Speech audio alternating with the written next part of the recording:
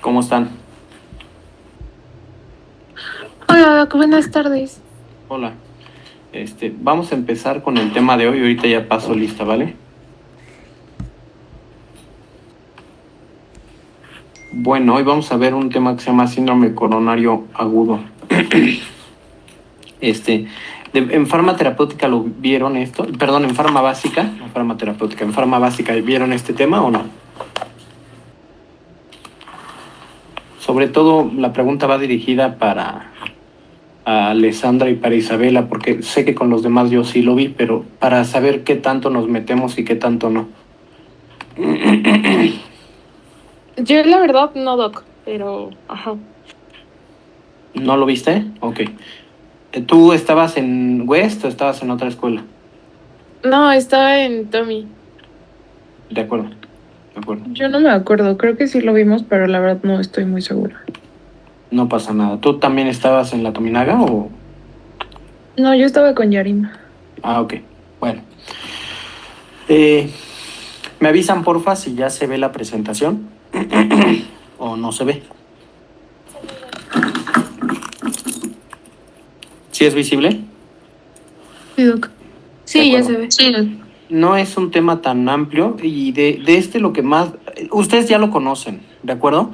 De esto me interesa mucho el algoritmo. Ahorita lo vamos a explicar.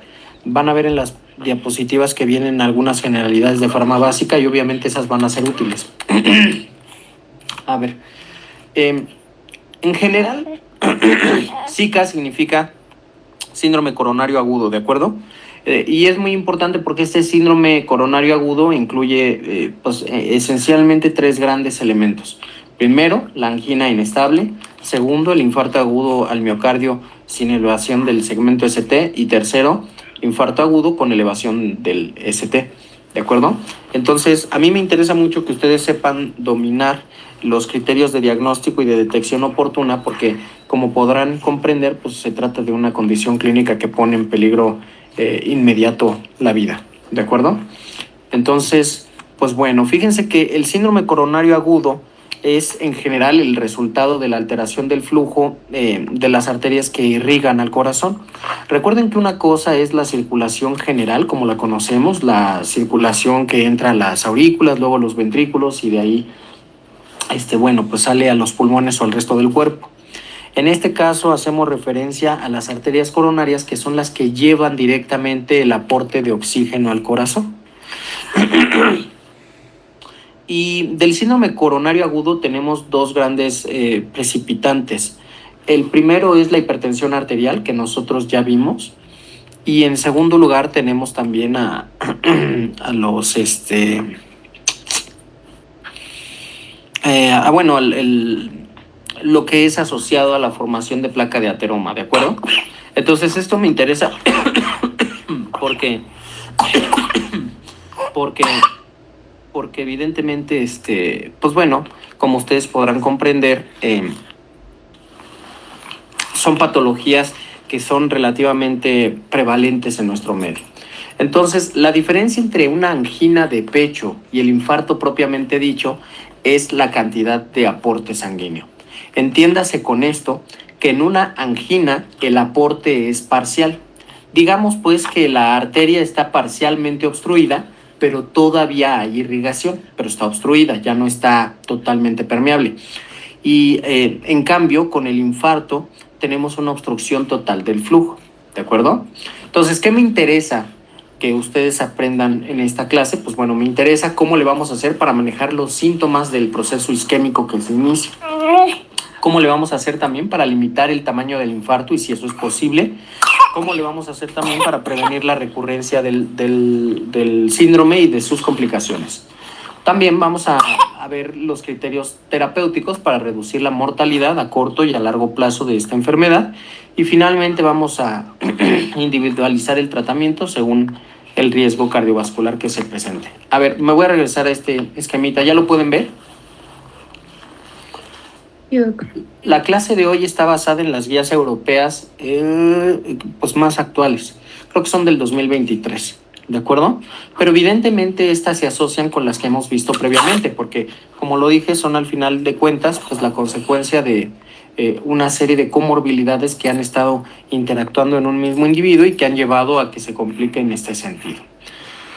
Lo primero que tenemos que entender es que se trata de una urgencia. Este es en estricto sentido una condición clínica que pone en un peligro inmediato a la vida, ¿de acuerdo? Anteriormente se nos decía que a partir de que tú detectas a un paciente que potencialmente puede estar desarrollando un cuadro de angina o de infarto, pues tú tienes 15 minutos para iniciar la evaluación. Sin embargo, ahora las guías son mucho más estrictas y nos dicen que realmente tenemos menos de 12 minutos. El abordaje inicial para este tipo de pacientes es, en general, pues realizar un electrocardiograma, pero aquí tendríamos que conocer la clínica. Y en general, la clínica va a caracterizarse sobre todo por dolor precordial o dolor torácico anterior, ¿de acuerdo?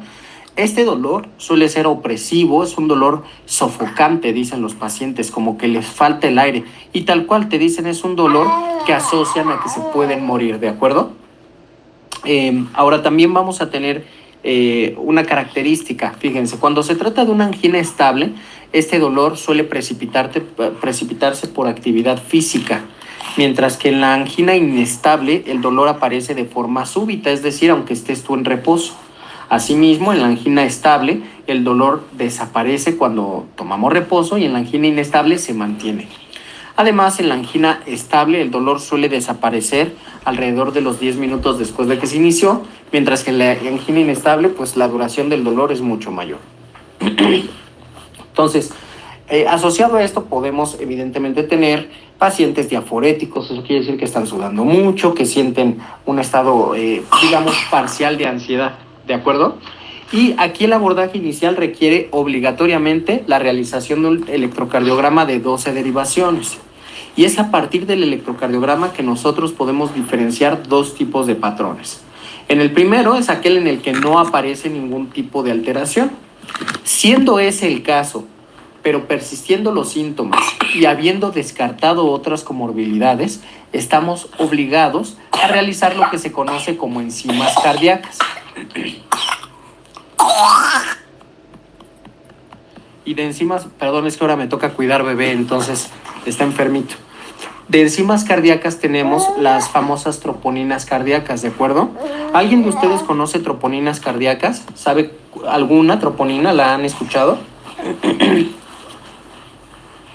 La troponina IT. Bueno, ¿alguna otra?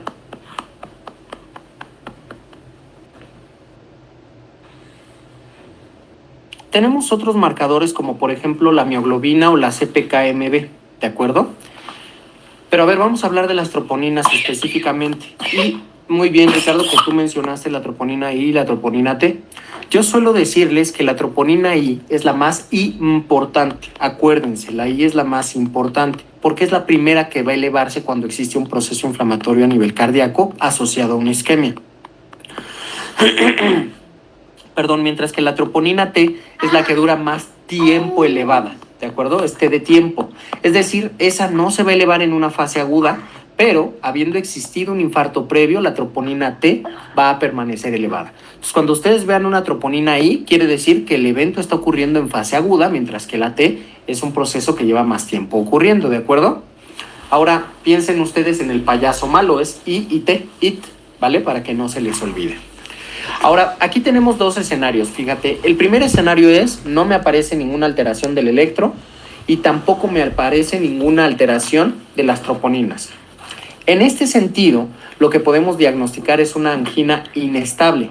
Para este punto, nosotros pensamos que han pasado más de 15 minutos, que sería el tiempo esperado en el cual una angina estable ya debió de haber resuelto.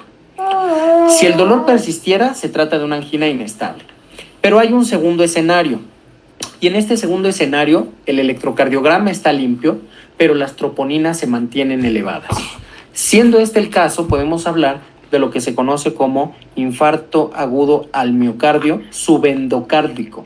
Esto quiere decir que el infarto es un infarto profundo y por lo tanto bien localizado. En otras palabras, sí hay una obstrucción total del flujo, pero solamente una porción del corazón es la que se está afectando, una porción bien delimitada. Por eso es que todavía el registro electrocardiográfico no traduce esta lesión, pero a nivel de los marcadores inflamatorios ya puede ser evidente.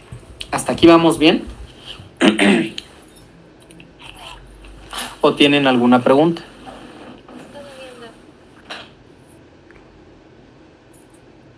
¿Tienen Yo alguna sí, pregunta? Doc. Dime. En las troponinas, o sea, o sea, supongo que entonces cambia la duración y la activación, ¿no? ¿Cuál es la que, o sea, en qué momento se activa? O sea, ¿después de cuántas horas se activa la troponina ahí? No, no es de horas, es inmediato, porque la lesión comienza inmediatamente.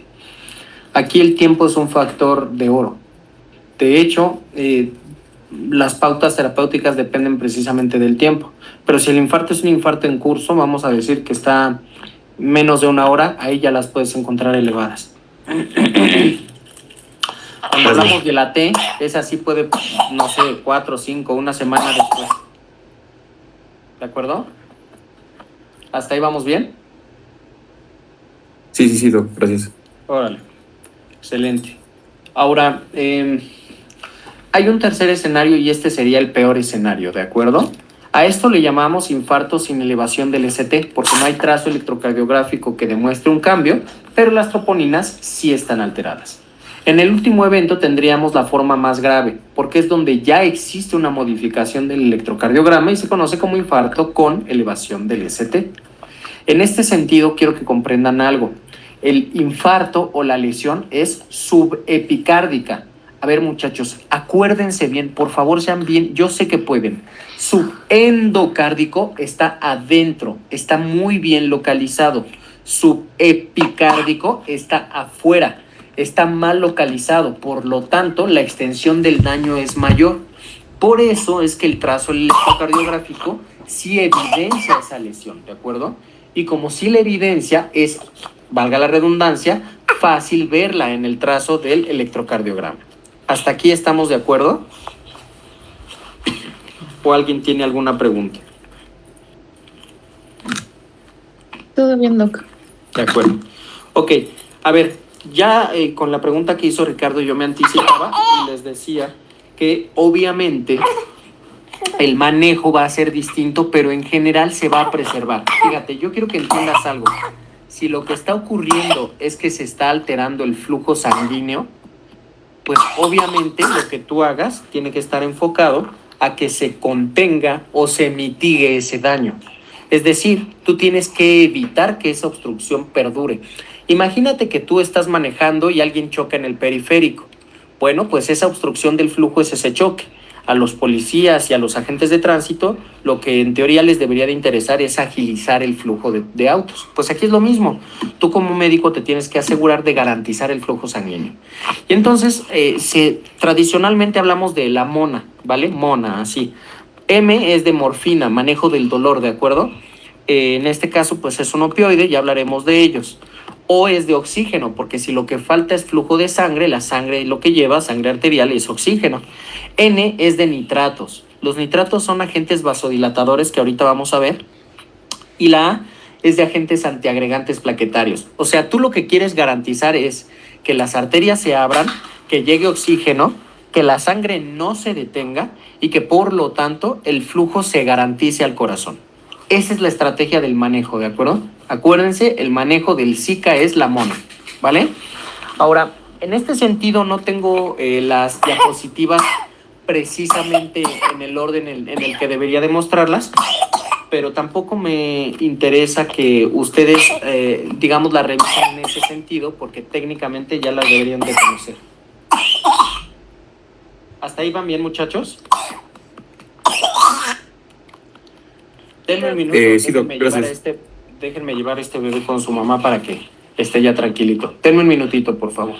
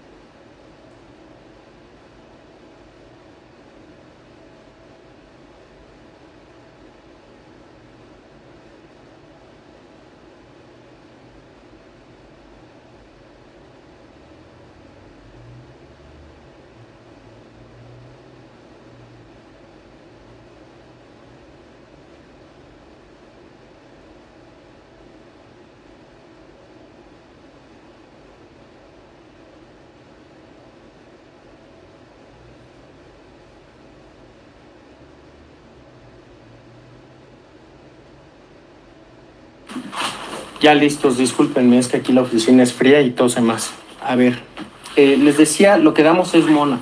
Les estaba preguntando y creo que me dijeron que nadie tiene preguntas, ¿es correcto? ¿O alguien tiene alguna pregunta? Yo sí, Doc. Dime. Bueno, sí, bueno, hasta lo que tengo entendido, sé que ya no es un esquema obligatorio, pero tengo una duda como ya, ¿cómo se maneja? O sea, ¿qué se debe dar como inmediatamente? Sí, a eso vamos. El manejo, pero a ver, espérame, cuando me dijiste que eso, a ver, repíteme lo que dijiste, ya no es obligatorio, ¿qué? El esquema de la mona, ¿no? Según la AJA, o aunque lo siguen poniendo, de hecho. Aunque, o sea, según yo, sigue siendo como útil un indicativo para seguirnos, ¿no? Pero ¿cuál es la referencia para que digas que ya no se usa? Pues, ¿cómo se llama? Guillermo. No, no, sí, sí la conozco. Bueno, o sea, según yo, hasta lo que tengo entendido en la AJA y en la Europa, en la de Europa de Cardiology, ya no la enseñan como un algoritmo formal, pero sí sigue siendo útil, o sea, hasta lo que yo sé, o sea, porque igual unos doctores, lo estaban comentando, pero pues ya dijo que íbamos a pasar a eso, ¿no? Entonces, pues, o sea, porque mi duda era como, ¿qué se da como ya inmediatamente? Aquí vamos a aclarar algo. Muchas veces cuando se habla de mona, se traduce morfina, oxígeno, nitroglicerina y aspirina. Si así lo traduces, efectivamente, no, nunca debió de haberse usado así para empezar. Por eso yo no dije ni nitroglicerina ni dije aspirina. Yo dije nitratos y dije antiagregantes. Y eso sigue estando indicado en las guías. Aquí el tema, lo que cambia, digamos, es el medicamento, pero el tema de lo que se da actualmente, al menos hablemos del caso de México, tiene que ver con lo que existe en la canasta básica y en las limitaciones que encontramos en el sector salud. Entonces, aquí hay que ser cuidadosos, no es que no se maneje, es de qué estamos hablando, ¿no? Tú me hablaste de mona, pero aquí yo que te preguntaría es, ¿a qué te refieres con mona, no? Si tú me dices mona aspirina, sí, efectivamente, ¿no? Porque existe evidencia para empezar de que la aspirina ni siquiera es efectiva, ya olvídate del infarto, no es efectiva como cardioprotector. Entonces, pues por supuesto que no se usa. Aquí es importante, por eso muchas veces el usar abreviaturas resulta peligroso, ¿no? A ver, vamos a aclarar esto. Es muy sencillo. Aquí el factor tiempo es indispensable. Se considera que a las 2 horas de haberse iniciado el cuadro y no haberse resuelto, el daño ya es irreversible, ¿de acuerdo? Por lo tanto, precisamente 2 horas, incluso el tiempo puede reducirse a 1 hora y media, es el tiempo máximo que tenemos para establecer si el manejo puede darse de forma farmacológica o de forma no farmacológica. No farmacológica no quiere decir con alimento y ejercicio, ¿eh? No farmacológica quiere decir invasiva. En este caso es un proceso que se llama ingreso cardíaco percutáneo, que es un proceso en donde el famoso colocación de un stent en el corazón, ¿de acuerdo? O de un filtro, para que se entienda mejor. A ver, fíjense, morfina y oxígeno aquí no me voy a detener mucho, creo que no hay mucho que explicar, se da oxígeno porque es precisamente lo que falta, y morfina como un opioide, digamos, es un elemento importante en el manejo, en tanto se trata de un fármaco, digamos, de potencia considerable. Aquí me voy a enfocar sobre todo al uso de los nitratos como agentes vasodilatadores y en general de los agentes antiagregantes. Como ya lo mencioné, la aspirina o el ácido acetil salicílico no es el único antiagregante que existe. Y de hecho, aunque sí posee actividad antiagregante, existen hoy muchos fármacos que demuestran una eficacia significativamente mayor a la que demuestra la aspirina.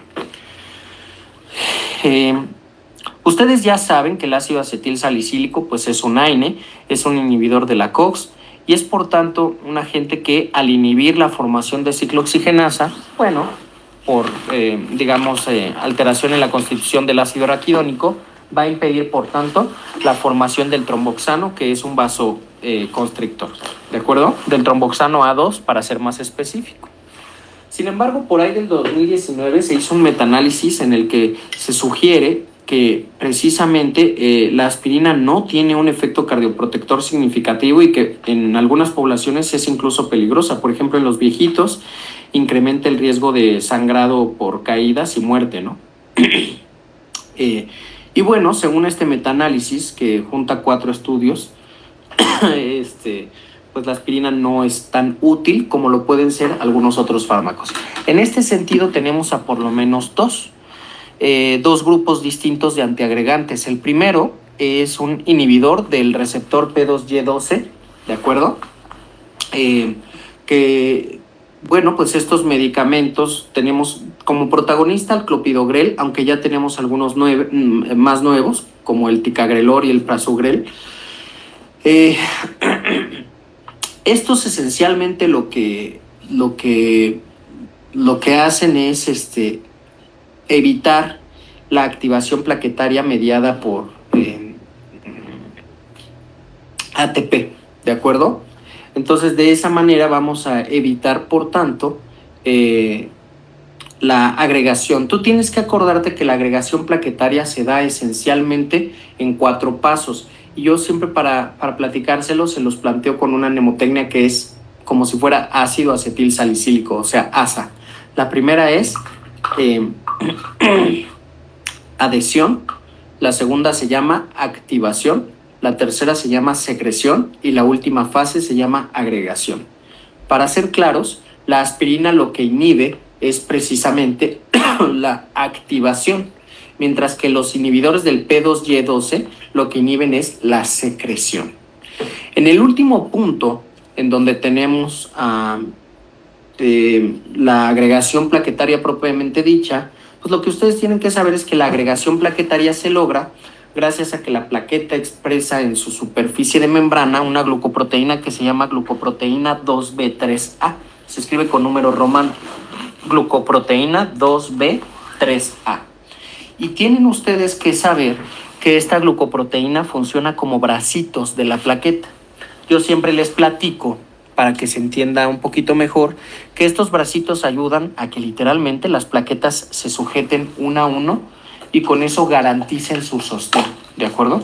Entonces, de esta manera, las plaquetas van a hacer efectiva su unión y es a partir de ello que garantizan la formación de un trombo blando o blanco o inmaduro.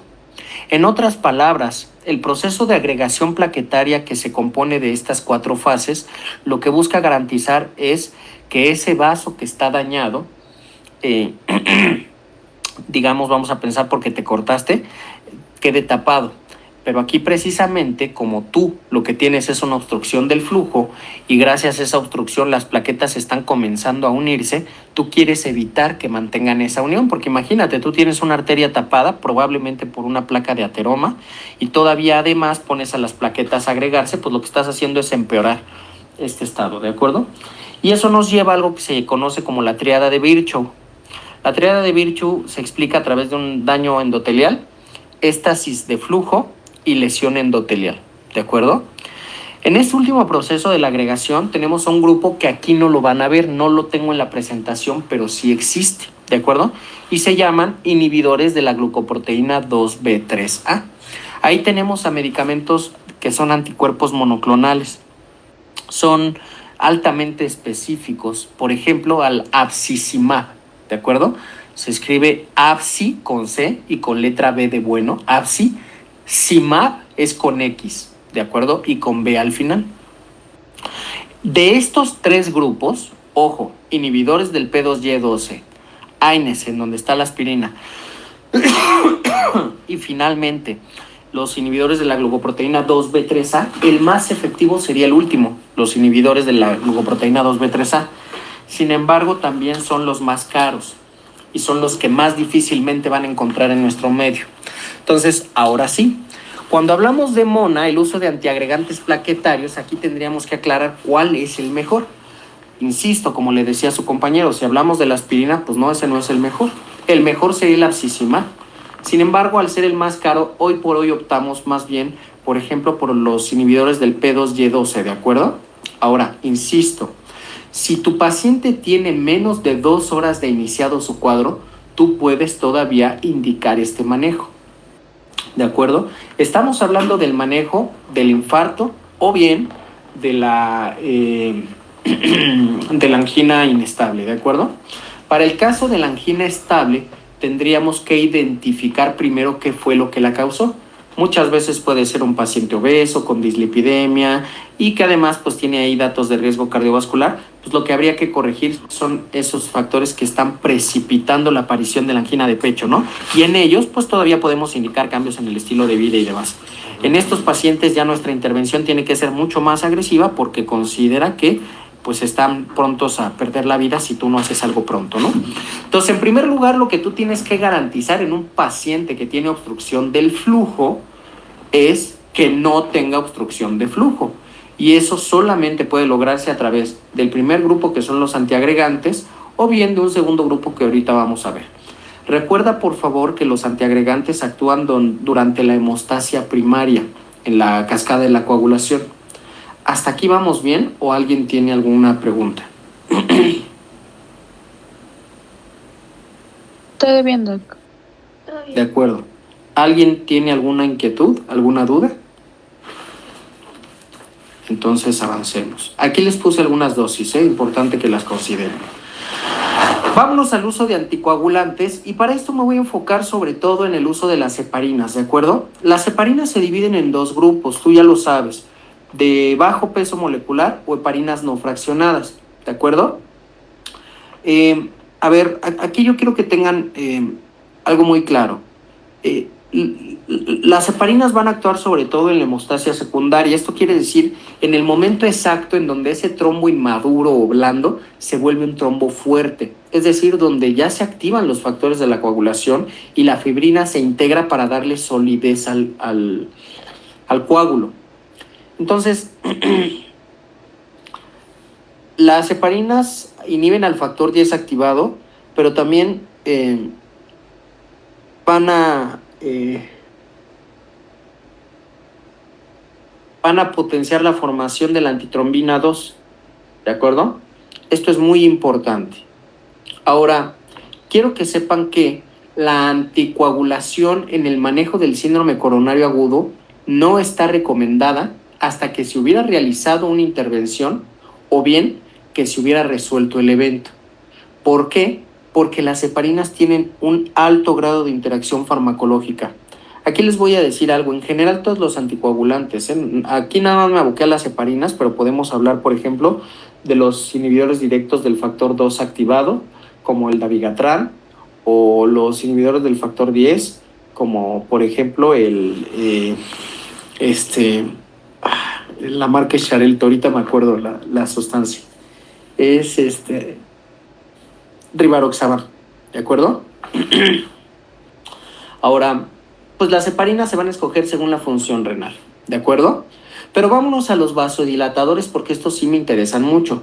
Y aunque en esta presentación van a encontrar en esta diapositiva nitratos y betabloqueadores, quiero que por ahora solo se enfoquen en los nitratos. Fíjate, los nitratos van a funcionar según la dosis que tú administres, ¿de acuerdo?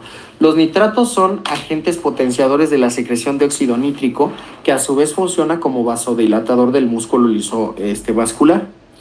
Pero solemos decir, que los nitratos son dosis dependiente. Cuanto más eleves la dosis, más riesgo vas a tener. A dosis bajas tú puedes lograr efectos a nivel venoso. A dosis intermedias vas a lograr efectos arteriales y venosos, pero a dosis altas vas sobre todo a potenciar los efectos arteriales, lo cual sería perjudicial también, porque tú lo que tendrías es una caída de las resistencias periféricas y con ello un descenso de la presión arterial. Y entonces se va a producir se le llama un fenómeno paradójico, porque cuando tú tienes una pérdida súbita de la presión arterial, tu cuerpo, tu sistema adrenérgico va a activar mecanismos para recuperarla y eso puede ser grave, ¿de acuerdo? Al menos en el contexto de una angina. Por lo tanto, pues el nitrato lo que hace es abrir el vaso que se tapó. Eso es esencialmente su función, ¿de acuerdo? Y al hacerlo, por ejemplo, van a también garantizar que como los vasos están abiertos, se pierde tensión y al perderse tensión se disminuye la precarga. Acuérdate que la precarga es uno de los factores que determinan el volumen sistólico y el volumen sistólico a su vez determina el gasto cardíaco, ¿de acuerdo? Por lo tanto, los nitratos nos ayudan, por un lado, a dilatar los vasos, pero además también nos ayudan a disminuir la precarga y con ello el trabajo del corazón. Y si el corazón trabaja menos, demanda menos oxígeno. Y eso le resulta muy útil a un corazón que se está infartando, precisamente porque como su flujo está obstruido, su demanda de sangre está siendo, está descompensada, ¿de acuerdo? ¿Hasta ahí vamos bien?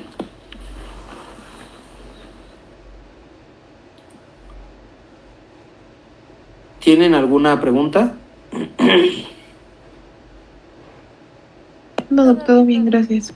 Bueno, vámonos entonces al uso de los betabloqueadores. Los betabloqueadores son medicamentos que también llegan a utilizarse en el manejo de la presión arterial, pero yo quiero que tú tengas en cuenta que el betabloqueador, esto ya lo habíamos visto, perdón, puede actuar en dos niveles. Puede ser cardioselectivo o no cardioselectivo, ¿de acuerdo? Entonces el betabloqueador va a actuar directamente sobre el corazón, por lo tanto, el betabloqueador lo que reduce es el gasto, es decir, está disminuyendo la fuerza de contracción, ¿de acuerdo? Y el volumen latido por minuto. Eso es muy importante porque el uso de betabloqueadores, por ejemplo, está bien documentado en pacientes con angina estable, pero no con angina inestable. En ellos, esto tiene que ver con el manejo. Los betabloqueadores son, vamos a decirlo, más de un uso crónico, ¿de acuerdo?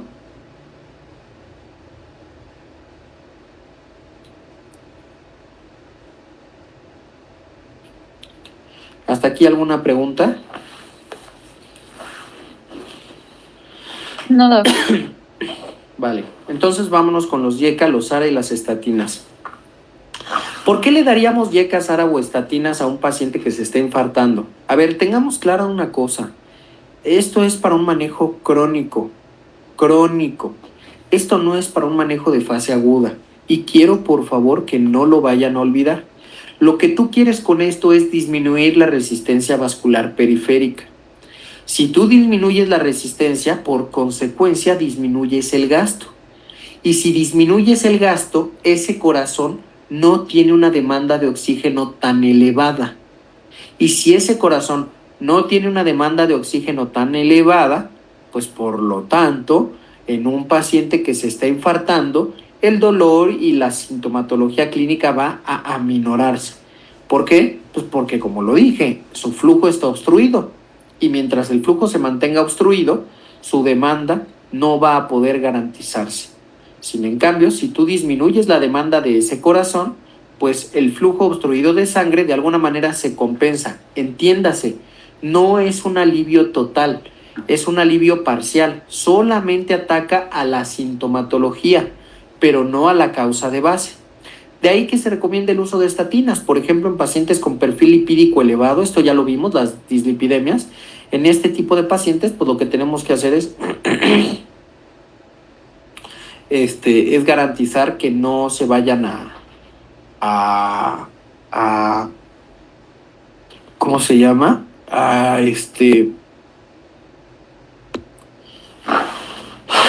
seguir complicando, ¿de acuerdo? Es un manejo crónico. Esto creo que también responde a lo que preguntaba su compañero Ricardo, ¿no? No le vas a dar estatinas a un paciente que está en un infarto en curso, pues ahí se te muere, ¿de acuerdo? Puedes dar también antagonistas de canales de calcio y otros antianginosos con el mismo objetivo, disminuir la demanda de oxígeno del corazón, pero esto no va a proporcionar un alivio, crónico. Solamente te proporciona un alivio sintomático, pero no de la causa subyacente, ¿de acuerdo? Ahora, pues evidentemente se pueden dar aquí estrategias combinadas, pero aquí esto ya tiene que ver más con el manejo crónico. A ver, el uso de la mona, como ya lo vimos, es de fase aguda. Esto quiere decir menos de 2 horas que tenga de evolución el cuadro clínico, ¿de acuerdo? Y ese tiempo suele considerarse desde el inicio de la sintomatología hasta el periodo en el que el paciente llega al hospital. La mayoría de nosotros no tenemos la suerte de vivir a un lado de un hospital. Entonces el traslado es algo que se debe considerar porque es muchas veces el momento decisivo. Parece paradójico, pero muchas veces no se mueren por el evento, sino por el tiempo que tardaron en atenderlo. Por eso es tan importante, ¿de acuerdo? Entonces, evidentemente tenemos que considerarlo y con base a ello ajustar el riesgo cardiovascular. Cuando hablo de según riesgo isquémico contra sangrado, estamos hablando de riesgo cardiovascular, ¿de acuerdo? Y aquí se aplican los mismos principios. Hay que considerar comorbilidades, sobre todo de afectación cardiorrenal, ¿no? Que en general son las que englobamos en el síndrome metabólico, ya las hemos ido revisando, y también utilizar fármacos que provean, por ejemplo, beneficios adicionales. En este caso, pues, no sé, por ejemplo, en un paciente con una enfermedad renal crónica que ya tenga una disfunción de la tasa de filtrado glomerular, podemos utilizar y que sea diabético, por ejemplo, pues podemos utilizar un inhibidor del transportador de sodio y glucosa, porque son uno de los fármacos que más protección renal han demostrado y que además va a incidir también en la comorbilidad de este paciente, ¿de acuerdo? ¿Cuándo es que indicamos terapia de revascularización? El ingreso cardíaco percutáneo, que es su PCI, ¿de acuerdo? Bueno, el ingreso cardíaco percutáneo es posible antes de la hora y media de iniciado el cuadro. O sea, porque aquí el tiempo de evolución es determinante. Establecemos ese horario porque se considera que la isquemia, el daño que ha provocado no es un daño definitivo, es todavía un daño reversible. Pasado este tiempo, se considera que el daño ya no es reversible y que por consecuencia, aun si tú le intentas hacer un ingreso cardíaco percutáneo, una revascularización, una colocación de una malla, un filtro, un stent, pues la probabilidad de que el paciente muera por complicaciones de la propia intervención son mayores de las que supondría un manejo farmacológico conservador. Y aquí les puse, miren, a los inhibidores de la glucoproteína 2B3A, que estos también pueden indicarse, pero aquí, insisto, recuerden por favor, el factor tiempo es un factor decisivo en el inicio de la terapéutica. Entonces, a la pregunta expresa de cuál sería la pauta, digamos, la pauta, el pilar angular para la decisión terapéutica en el manejo del síndrome coronario agudo, ¿qué me dirían?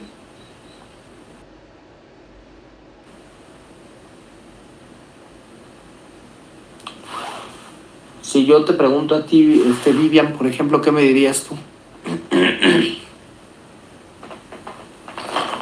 O ya te quedaste dormida porque es lunes y estás agotada del fin de semana.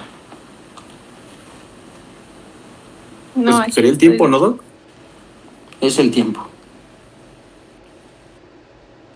De acuerdo. Muy bien. Entonces, ¿cuáles son buenas prácticas de prescripción en este tipo de pacientes? Pues por supuesto, número 1, el tipo de interacciones farmacológicas que van a tener. Ya lo dije, los anticoagulantes suelen tener muchas, los AINES también, por eso ahora pues ya luego no se recomiendan, ¿verdad? Además de que, como lo dije, su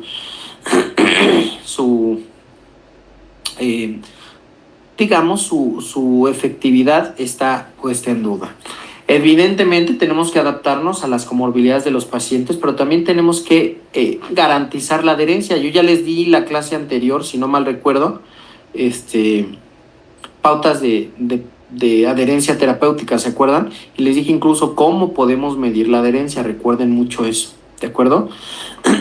Evidentemente nosotros tenemos que estar reevaluando a los pacientes, no solamente en el perfil lipídico, sino también, por ejemplo, en la biometría hemática, en su hemoglobina glucosilada, en su función renal, porque recuerden que el manejo es un manejo integral y que evidentemente aquí se trata de que responsabilicemos a los pacientes, no de que nosotros decidamos por ellos, ¿de acuerdo? Hasta este punto, ¿alguien tiene alguna duda, alguna pregunta? Nada. ¿Están seguros?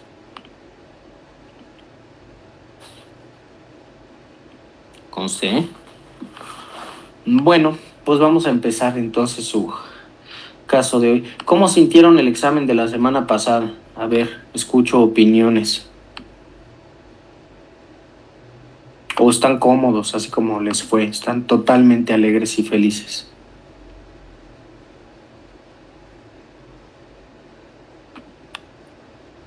No, Doc. ¿No que no están cómodos o no tienen comentarios?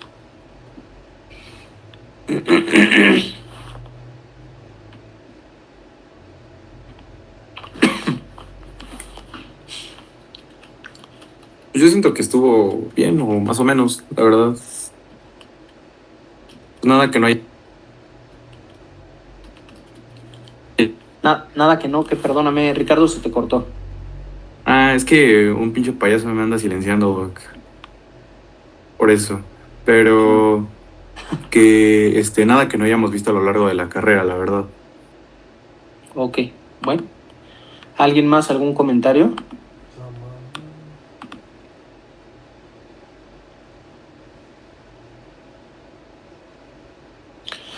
No, no. De acuerdo. Vamos a ver, tengo aquí los casos, se los voy a pasar. Denme un momento. Los estoy buscando.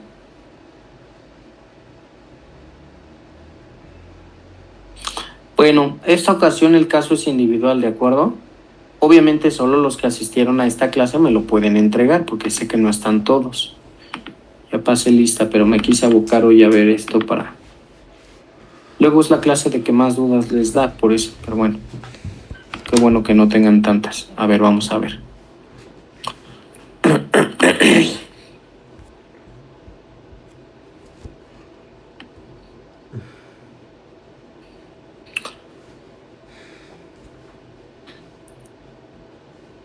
Les voy a ir dando yo un número ahorita y les voy a pasar el caso clínico, ¿de acuerdo? Nada más déjenme abrirlo porque no me acuerdo cuántos casos armamos. Aquí están.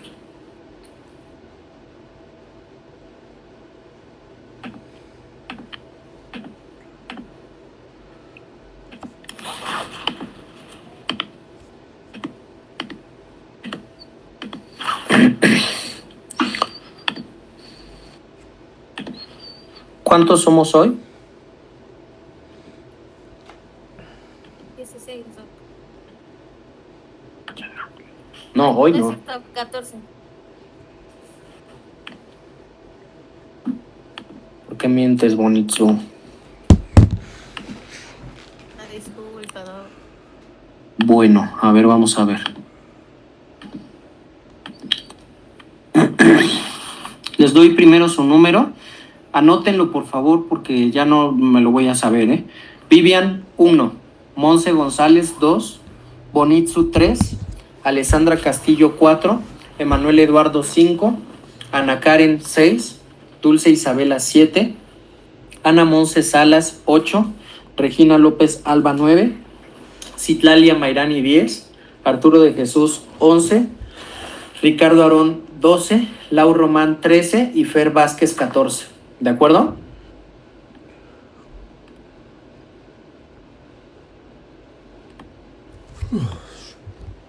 Ok, a ver, ahí les va su caso. A ver, ahí están caso 1 y 2. Me avisan porfa cuando ya tengan el screenshot para mandar. Ah, es más, vamos a hacer algo. Para que no haya que no se los mande. Se los pongo en el chat, ¿les parece? Sí, gracias. Sí, Doc. De acuerdo. Pues ya saben, tienen 1 hora y se los voy a publicar en el... Se los publico igual. Todavía el doctor pues no me manda su perfil, a ver hasta cuándo nos lo manda para que puedan publicar ustedes la tarea como debe de ser. Pero bueno, cuando menos ya tenemos, pues me parece severa evidencia de lo que hemos ido trabajando. ¿Alguna duda del caso que les asigné?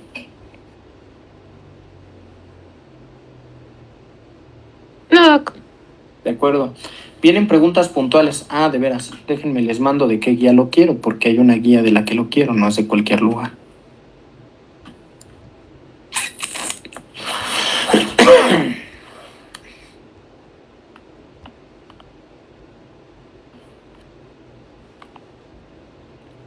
Ahí está, ¿de acuerdo?